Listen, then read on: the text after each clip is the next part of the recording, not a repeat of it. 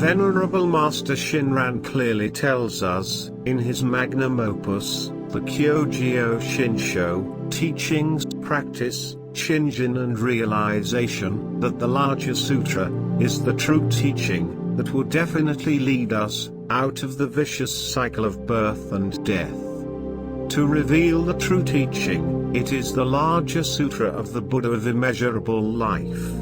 The central purport of this sutra is that Amida, by establishing the incomparable vows, has opened wide the Dharma's storehouse, and full of compassion for small, foolish beings, selects and bestows the treasure of virtues. The sutra further reveals that Shakyamuni appeared in this world and expounded the teachings of the way to enlightenment, seeking to save the multitudes of living beings by blessing them with this benefit that is true and real.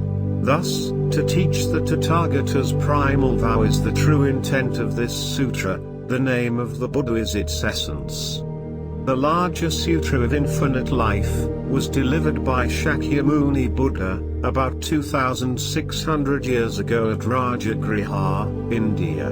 It was taught by the world-honored 1 to 12,000 highly accomplished monks, and a large gathering of great bodhisattvas, such as Samantabhadra, Avalokiteshvara, Manjusri, and Maitreya, as well as many lay bodhisattvas.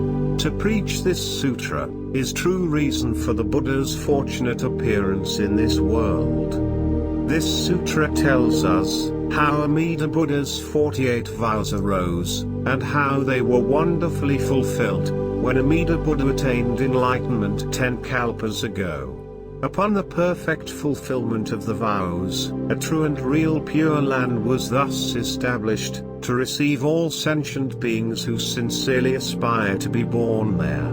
Among these vows, the 18th vow, also called the Primal Vow, is the central or main vow, which pledged to free all sentient beings from samsara, by an easy path that is fully in accord with the poor aptitudes of the vast majority of Dharma followers.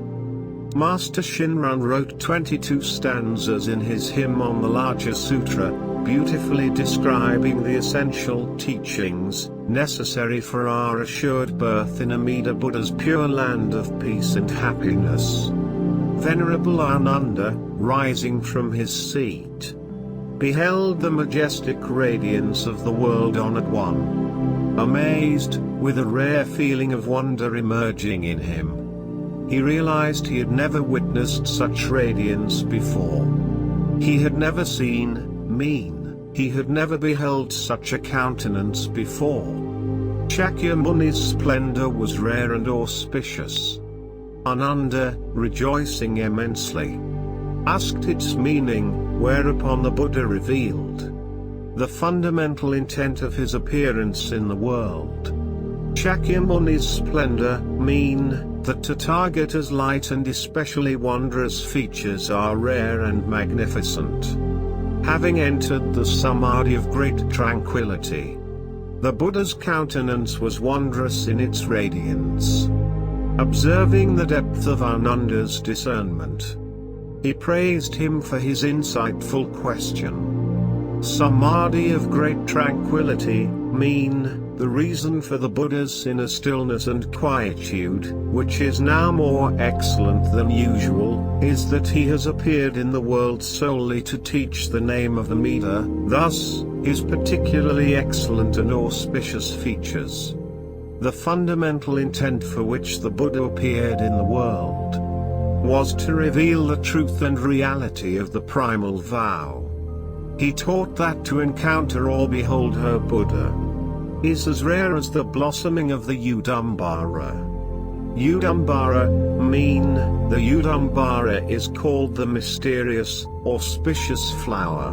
The Udambara tree always bears fruit, but the flower blossoms very rarely. Since a Buddha's appearance in the world occurs only with extreme rarity, it is likened to the Udambara flower. It is taught that 10 kalpas have now passed since Amida attained Buddhahood, but he seems a Buddha more ancient than kalpas, countless as particles. Kalpas countless as particles, mean, suppose a great 1,000-fold world is ground into powder and made into ink, and with this ink one passes through 1,000 lands, then deposits a dot of it in one land with the tip of a brush, passes through another 1,000 lands, then deposits another dot of it, until all the ink is used up. If all the lands passed through were ground into dust and counted, the number of particles would be that of the kalpas expressed, kalpas countless as particles. The Buddha of inconceivable light, under Lokasvara Buddha, selected the best qualities from among all the pure lands of the 10 quarters to establish the primal vow. Selected, setsu means to especially choose and take up, shu means to distinguish and discard. The light of the Buddha of unhindered light harbors the lights of purity, joy, and wisdom. Its virtuous working surpasses conceptual understanding, as it benefits the beings throughout the 10 quarters. Unhindered, mean, not obstructed by karmic evil and blind passions. Purity, joy, and wisdom, since it saves one from the blind passion of greed and eliminates the karma of greed, it is called purity and joy. Since it saves one from the blind passion of anger, it is called joy. Since it saves one from the blind passion of folly, it is called wisdom. Encouraging the beings of the 10 quarters with the words, "With sincere mind entrust yourselves and aspire for birth." Amida established the vow beyond conceptual understanding, and made it the cause of birth in the true and real fulfilled land. Note, this is the meaning of the primal vow, the 18th, selected primal vow. Beings, mean, the sentient beings of the 25 forms of delusional existence. Those who attain true and real Shinjin immediately join the truly settled, thus having entered the stage of non-retrogression, they necessarily attain nirvana. True and real Shinjin, mean, Shinjin of sincere mind and entrusting. True and real signifies sincere mind. So profound is Amida's great compassion that, manifesting inconceivable Buddha wisdom, the Buddha established the vow of transformation into men, thereby vowing to enable women to attain Buddhahood. Note, this is the meaning of the 35th vow. Provisionally guiding sentient beings of the 10 quarters with the words, "Aspire with sincere mind and desire to be born," Amida revealed the temporary gate of various good acts and vowed to appear before them, at the time of death.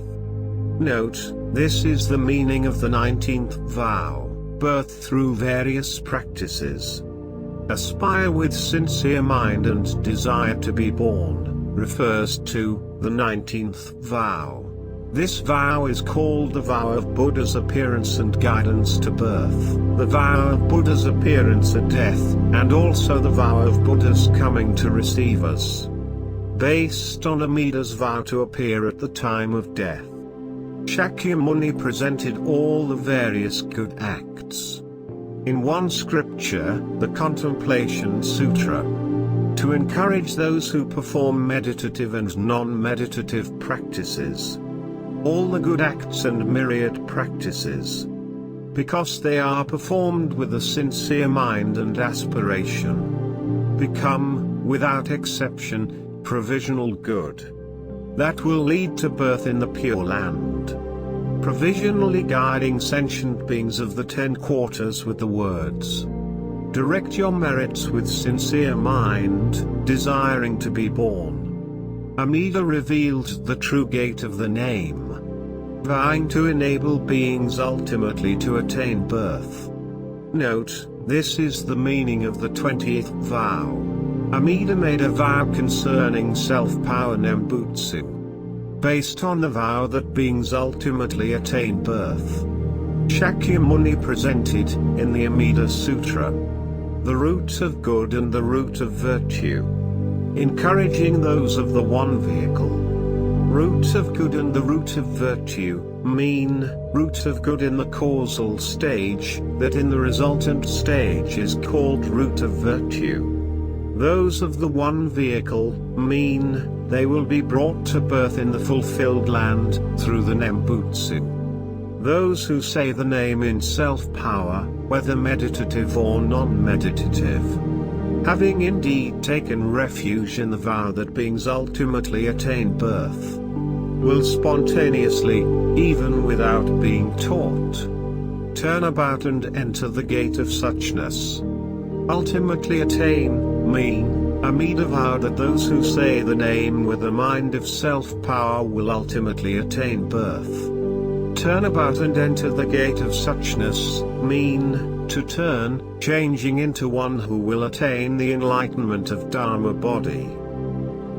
Those who, though aspiring for the pure land of happiness, do not realize Shinjin, that is other power, doubt the Buddha's inconceivable wisdom and therefore dwell in the borderland or the realm of indolence and pride. Borderland, mean, womb-like birth resulting from doubt is called the borderland. After passing 500 years there, one will go to the fulfilled land. People who seek to attain birth through various practices fall into the realm of indolence and pride. Of these, rarely will there be one who, after immeasurable spans of time, advances to the fulfilled land. It is difficult to encounter a time when a Tathagata appears in the world, and difficult to hear the teaching of the Buddhas. It is rare to hear the excellent Dharma for Bodhisattvas, even in a span of countless kalpas. Excellent Dharma mean the 6 paramitas. To encounter them is also, for us, extremely rare. It is difficult to meet true teachers, and difficult for them to instruct. It is difficult to hear the teaching well, and more difficult still to accept it. More difficult even than trust in the teachings of Shakyamuni's lifetime is the true entrusting of the universal vow.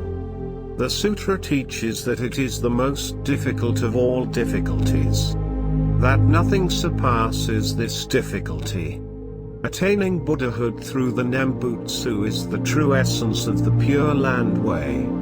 The myriad practices and good acts are the temporary gate. Unless one distinguishes the accommodated and the real, the temporary and the true, one cannot possibly know the pure land that is naturalness, Jinin. Sentient beings, having long followed the path of sages the accommodated and temporary teachings that are provisional means, have been transmigrating in various forms of existence.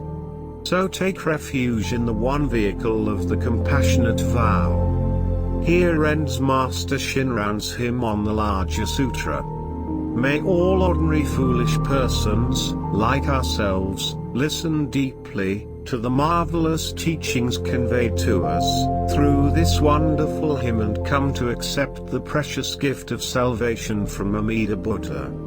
Single-mindedly, let us all say the Buddha's name and be constantly protected by the light of boundless compassion, as we live through this mortal life, assured of birth in the land of peace and happiness. Namo Amida Butsu. Namo Amida Butsu. Namo Amida Butsu.